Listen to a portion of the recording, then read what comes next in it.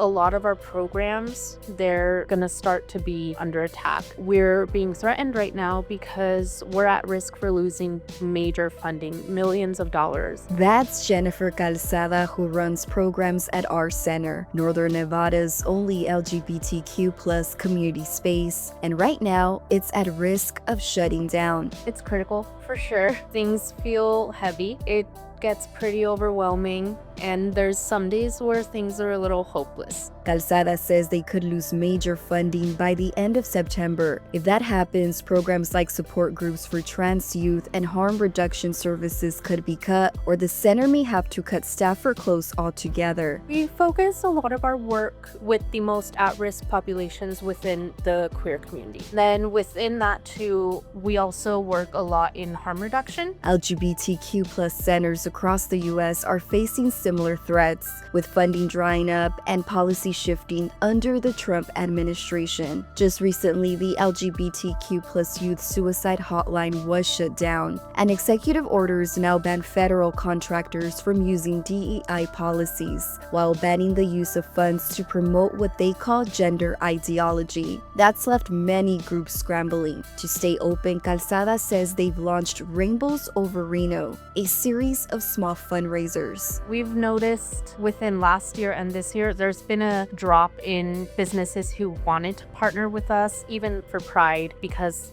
they don't really want to take part in DEI, or it's not part of their agenda anymore, you know? We're realizing we have to rescue ourselves, and we could just sit here and say, well, that's just the way it is. But that's not gonna do anything. Follow Activista Media for more stories on how local communities are stepping up.